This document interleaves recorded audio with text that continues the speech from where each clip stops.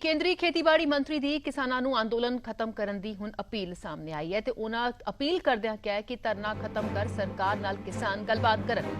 ਸੋ ਕੇਂਦਰੀ ਖੇਤੀਬਾੜੀ ਮੰਤਰੀ ਨੇ ਕਿਸਾਨਾਂ ਨੂੰ ਅੰਦੋਲਨ ਖਤਮ ਕਰਨ ਦੀ ਅਪੀਲ ਕੀਤੀ ਹੈ।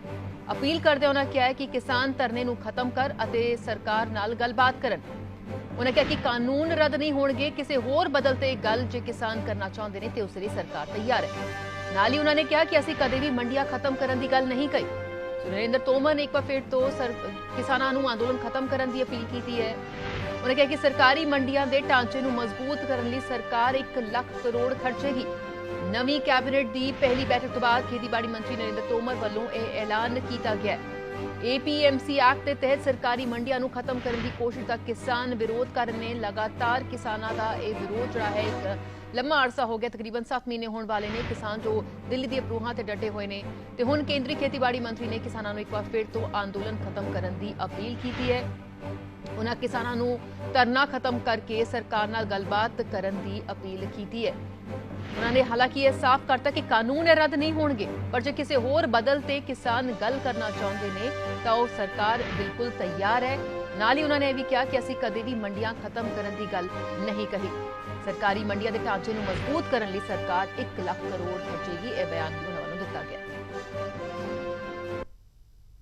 इस बार बजट आया था तो ये कहा गया था कि मंडियां समाप्त नहीं होंगी, मंडियों को और मजबूत किया जाएगा, मंडियों को और संसाधन मिले इस दृष्टि से प्रयत्न किया जाएगा।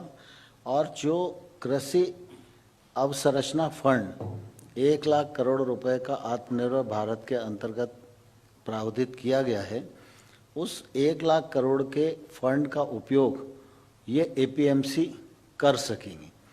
तो बजट की जो घोषणा थी उस घोषणा को पूर्णता प्रदान करने की दृष्टि से आज मंत्रिपरिषद में यह विषय आया। तो आज मंत्रिपरिषद के निर्णय के अनुसार APMC भी अब उसके लिए पात्र होंगी और वो इंफ्रास्ट्रक्चर फंड का अपने संसाधन बढ़ाने की दृष्टि से किसानी के लिए अधोसंरचना उपलब्ध कराने की दृष्टि से उपयोग कर सकेंगे। इसी के साथ साथ राज्य सरकार और राष्ट्रीय और राज्य स्तर की जो कोऑपरेटिव की फेडरेशंस हैं या स्व सहायता समूह के फेडरेशन हैं, वो भी इसकी पात्रता की सूची में आज के निर्णय के बाद आ जाएंगे। अभी तक हम लोगों ने इसमें यह प्रावधान किया था कि कोई व्यक्ति, संस्था, सहकारी समिति, FPO या एग्री स्टार्टअप, किसानों का समूह, ये सब लोग अगर आएंगे तो एक संरचना बनाएंगे तो उसके लिए 2 करोड़ रुपए तक का लोन, जिस पर सरकार की गारंटी होगी और 2 करोड़ रुपए तक के ऋण पर 3% ब्याज की छूट होगी। मैं समझता हूँ इस निर्णय से अधिक लोग लाभान्वित होंगे, अधिक इंफ्रास्ट्रक्चर बनेगा और आज इसका दायरा काफ़ी बढ़ गया है। और विशेष रूप से जो बात कही जाती थी कि APMC ख़त्म हो जाएंगी, APMC ख़त्म नहीं होंगी।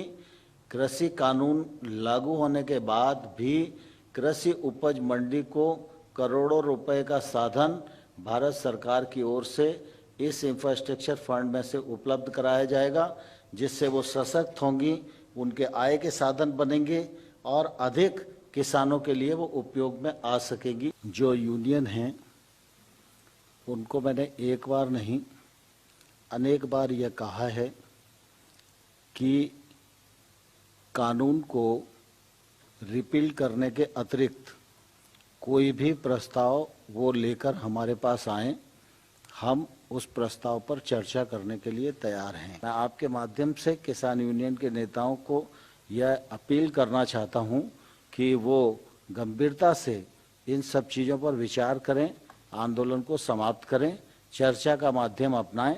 सरकार चर्चा के लिए तैयार है।